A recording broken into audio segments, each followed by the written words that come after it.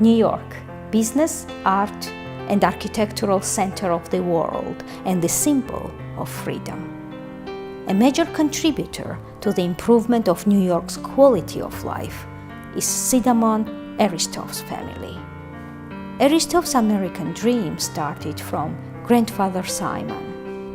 He was Georgian aristocrat, army officer who was fighting against Russian invasion. In 1921, immigrated to America. Filled with his country's fate and mission, together with pianist Irakli Orbeliani, they founded the Caucasus House of Unity in New York, called Alaverdi, which was known as the Caucasian Heaven. It was the fellowship center where many immigrants found their peace. Simon's children, Konstantin and Anna, grew up in Alaverdi's environment. Anna, a Columbia Law School graduate, joined the United States Attorney's Office, and she's been appointed Chief of the Environmental Protection Unit in 1973. Konstantin was a mining engineer, Vietnam War veteran, lawyer, Vice Mayor of New York. And even today, his legacy continues to impact the lives of many New Yorkers and Georgians as well.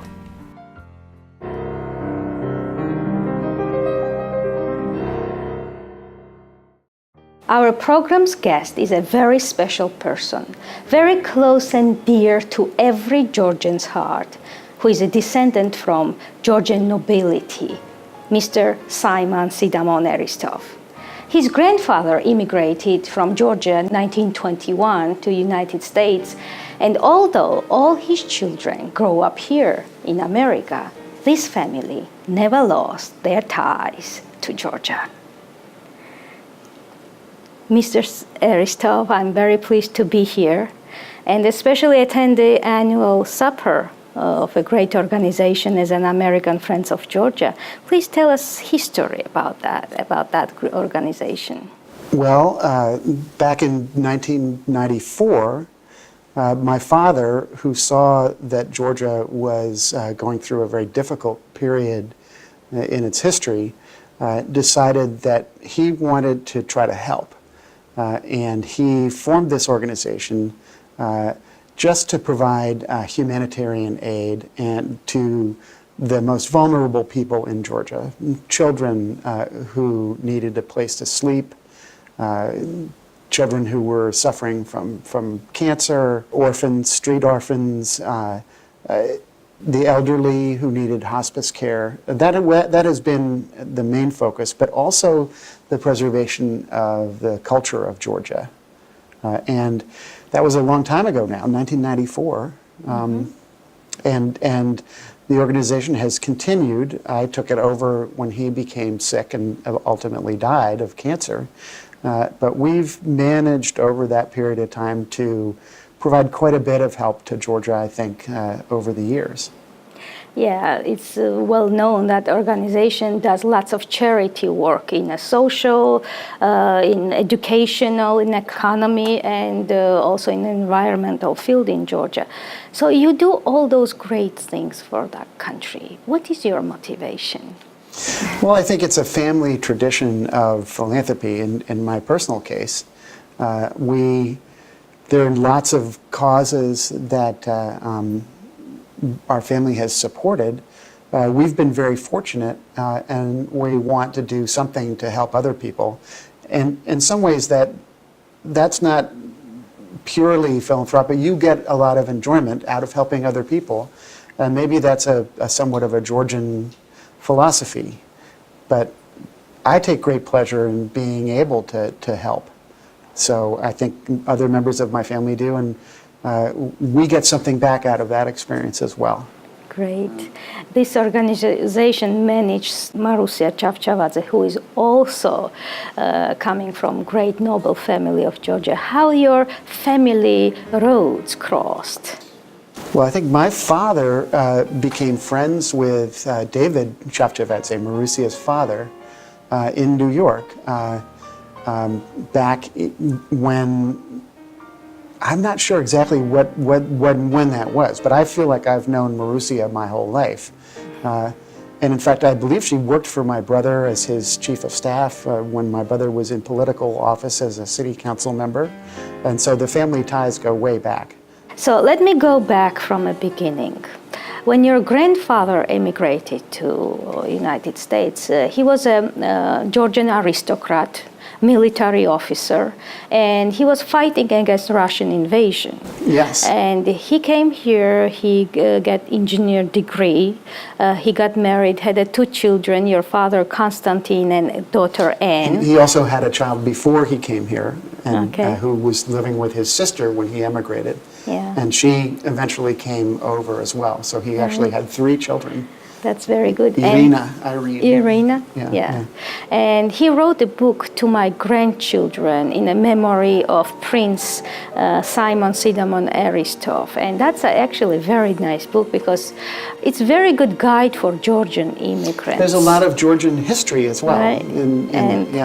And it's not just for Georgian immigrants, immigrants for all, because he gives you good formula how to be a good, moral, and right immigrant here, and how to give this country your best. That's what this book is all about. And he had a great vision, so he wrote that book. I think the idea for the book was really from my parents and maybe even my mother. And they made him sit down in front of one of those old reel-to-reel recorders, and they put a microphone in front of him and made him tell all of the old stories that they had heard him tell, 100 times. And they saved those recordings. Right. And my aunt actually put those recordings on CDs. So I had the opportunity to listen to them in their entirety. And they are just, it is so strange to hear his voice speaking to you, as if he's right there. And I asked my father if he wanted to listen, and he said, no, I can't, I can't do it. But he, that's a wonderful, in addition to the book, that's also a wonderful legacy. This is a letter, actually the document from Georgia 1913. My grandfather bought the land in Shida Georgia's village Plavi, from Gregory Konstantinovich Eristoff. Really? So our relationship started century ago, not just yesterday. You should have this framed. Right, so that's very interesting, wonderful. And I'm very proud. And when I knew I was coming here, this letter came to my mind. That look at such an old seal. I know. What year was that? 1913. 1913. Right, was written. That way they were making deeds. Yeah.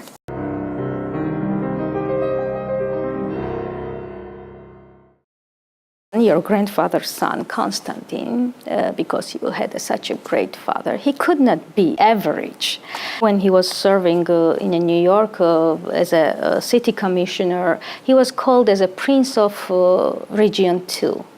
And because New York had today very clean water and does not require filtration, that's a deserve of your father. He served at the city level under Mayor Lindsay. And there was an article in the New York Times that said, City Hall's own prince. But then he served at the state level as part of the Metropolitan Transportation Authority Board.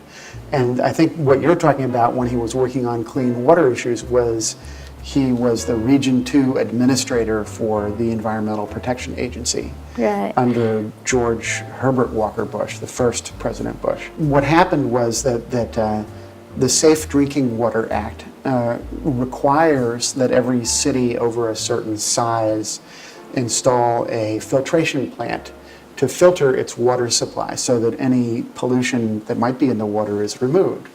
And New York City is obviously a very big city and therefore was subject to the filtration requirement. And it would have cost New York City an enormous amount of money to build a filtration plant. New York City's water comes from a series of reservoirs in upstate New York in the Catskills. And I think the cost was put at $6 or $8 billion to build a filtration plant, which would have been an enormous burden on the city. And my father signed off on and approved a proposal to take a different approach to water cleanliness. He gave them a waiver under the Clean Water Act to avoid filtration if they would implement a plan that protected the land around the reservoirs and made sure that nothing bad that could cause pollution would take place in the watershed, which is the area that drains into the reservoir system. So that saved New York City an enormous amount of money, but it also meant that no chemicals and things were being put in the water. The land in the Catskills would also be preserved. And so that created a great deal of open space and beautiful countryside in the Catskills. And oddly enough, Dad's on his mother's side, not the Georgian side, but his great-grandfather on his mother's side had come to the Catskills from Connecticut. He was the first family member to move to New York. Oh. And so in the process of preserving that watershed, Dad was also preserving the backyard around an old family home that he actually still owned, and our family still does own in the Catskills. Right. So it was, a bit of a backyard preservation deal is what they call it. That's but good. It's complicated, but it really a lasting legacy. He also reopened an action against General Electric Corporation to have a chemical called the PCBs removed from the Hudson River, which has made the Hudson very clean. And that's another part of his clean water legacy as well. We need such kind personalities, especially in Georgia. Well, Georgia is a beautiful country. I mean, I feel like, is there an environmental movement within Georgia? Yeah, there is. There is, but our water is filtered, so it's not like New York. When I tasted first time this city, New York's water, my mind blew because it's so delicious. Really, you taste water. If you want to taste water, you gotta go to New York. So it really they call very it the clean. champagne of drinking water. It is. And I cannot not mention this. When he was working as a city commissioner during John Lindsay, he was doing quality life issues. He was working on like subway inspections, the bike lines, and to reduce traffic, like what we have in Tbilisi big time. So his legacy, more rails, less trucks. What is his philosophy in more this rails, less or trucks? Less trucks. Well, think about how much you can transport on a train compared to the amount that you can transport by car. It's much more energy efficient, and it's much cheaper to transport goods by rails. So I suppose that's what I can't get inside his head and tell you exactly what he was thinking at that point, but I think that's probably what he had in mind. For every car that we take, for every person who rides a subway or a train, that's one less automobile, even if maybe you put two people in an automobile, but on average. So people who are drivers should actually care about mass transportation. It's very important to them, even though they think, money that's being spent on mass transit is not being spent on me. Right. But only with mass transit can you meet your transportation needs without the traffic really getting out of control. So I wonder whether Tbilisi now is having terrible traffic problems. I understand. It is terrible, but once we had a great trolley cars there, great electric things, and it was a kind of a forgotten culture now. So they're thinking to rehabilitate this again, but that will be great. Again, that will be more rails, less trucks. Georgian director, Rezo Tapugashvili, he's a great documentarist. They wanted to film in a Metropolitan Museum of Art because there was lost treasure, like enamel medallions and parts of the saint icon. Metropolitan Museum of Art, it was not permitted to shoot the film there, and your father was the one I who have allowed never that known happen. how he did that. How did he? Really? How he did that? Yeah, he made a phone call? No, he made a phone call, and next day, Rezo receives the phone call in his hotel, and please come and shoot as much as you want. And they were stunned to hear that, and later they found out it was your father. დილით სასტუმროში ტელეფონი დაგვირეკა უცნობმა ქალბატონმა მუზეუმიდან, რომელმაც გვითხრა დილის 10 საათიდან 3 საათის განმავლობაში შეგიძლიათ აწარმოოთ თქვენი კინოგადაღება. ბედნიერები გავეშურეთ მუზეუმისაკენ. მადლიერებისა და მეგობრობის ნიშნად მუზეუმი თავის თავზე იღებს გადაღებასთან დაკავშირებულ ხარჯებსო. მოგვიანოთ შევიწყეთ, რომ ამ საკითხში ჩვენ სასარგებლოდ ჩარეულა ერთი მეტად გავლენიანი ჩვენი თანამემამულე, გვარად ერისთავი, ამერიკაში დაბადებული, ერთხანს ნიუ-იორკის ვიცე-მერის თანამდებობაზე ნამსახური, ამჟამად საკუთარი საადვოკატო ბიუროს მფლობელი ნიუ-იორკში მეხუთე ავენიუზე.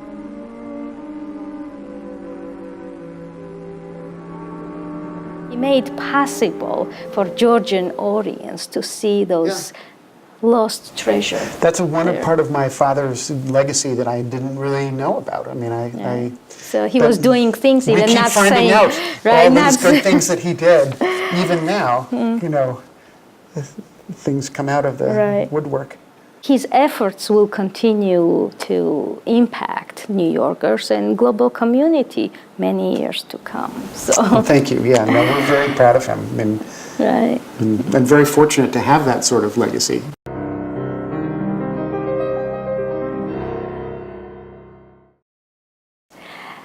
Our ex-president, Mikhail Saakashvili, was very fond of him. Your father had a big influence on his political career. And your family was invited on his inauguration. And how Georgia greeted you when you went there? Well, I did not go, just my parents. And they say that they were welcomed very, very warmly. The story with Saakashvili is that he was getting a Master's of Laws degree at Columbia University. And I don't know how he made the connection with my father, Georgian. My father had gone to Columbia Law School. And so he arranged an interview for him at his law firm, Patterson, Belknap, Webb, and Tyler. And I think part of the requirement for getting the Master's of Laws degree is that you have some work experience in an American law firm. So that began their friendship. And I think that they had a dinner for him. When they went over for the inauguration, they were seated right on the podium, kind of right there. Nobody really knew who they were. And the secret police or whoever, the security detail, held up the entire inauguration until these people who were not in any official capacity, until they could be interviewed to find out who they were. Who are these people? But they had already been to Georgia before, and Georgians are welcoming to everybody, but especially to mom and dad, they were just wonderfully welcoming, and they were really treated like celebrities, you know. So it's a wonderful welcome. Did your father ever thought for his both sons, one fine day they will become presidents of the United States? I don't know whether in the secret recesses of his imagination that he thought that, but he never was the kind of father who he wanted us to be happy in our careers and successful in whatever it was that we chose to do. And you didn't mention my sister. And your sister, but he might have wanted her to be president too. She is an artist. My brother is more. He has had a very successful political career. He was elected 3 times to the New York City Council, and he served in city government and in state government. and also in New Jersey as the treasurer, maybe when you were living in New Jersey. I don't know. Yeah. Yes, he signed many of my documents. So if anybody's going to be president, I would like it to be my brother. But my father, I don't think he tried to impose his own ambitions on his children in that way, which is, I think, a good example for a father, for fathers everywhere, really. But my brother is not too old. He still has a chance. So well, let's. That's good. We will be #1 supporters. Yes, so. exactly. He'll get the Georgian vote.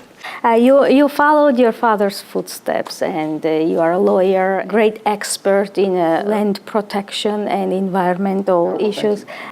So, what is your biggest accomplishment? Who are you proud of? Well, I don't know that I've had any very significant accomplishments, but I've had the opportunity to be involved in several nonprofit organizations, and I not only the chairman of American Friends of Georgia, but right now the chairman of an ocean conservation group called Oceana, that is the world's largest organization devoted solely to the health of the oceans. And we have grown that organization over the last 12 years from a budget of about $3 or $4 million to this year a $40 million organization. Wow. It has offices all over the world, not just in North America, Canada, here in Washington. We're opening an office in Mexico, Belize, Peru, Chile, the Philippines. Maybe one day we'll be in Georgia too. Well, maybe. At this rate, yeah. But I mean, all through Europe, and it's been that being part of that project has been something that I'm very proud of, and sort of starting something new and seeing it grow into something that is a real sort of worldwide force. Great. But that's not a personal accomplishment. That's a group thing. Well, still. So I met yesterday your wife. She's a very nice personality. She's very classy, very warm, very caring. How much role does she play in your success? I certainly wouldn't have achieved very much without her support and encouragement. Mostly, we've been married since 1982. And I think that, having a happy, stable marriage and home situation and children gives you the base to work from to accomplish anything. That's the most important part of my life, is those relationships with my family. And without that being happy, then nothing else really would be possible. Right. So. And when I look at your family, I see they're all members of family, very close to each other. They not split apart. They kind of coming close, very, very tight, like a one fist together. Yeah. In the good times, in the bad times. That's a very Georgian tradition, very Georgian gene, I see. That's interesting. The way you approach to family values. Big part in this plays your mother, who keeps family together. She does, the matriarch. Yeah. Right, and she became somehow a little bit of Georgian through her. I think she is. She's certainly an honorary Georgian. Yeah. Thank you very much for your time. Things you do for Georgia and for many of us. Thank you. Yeah.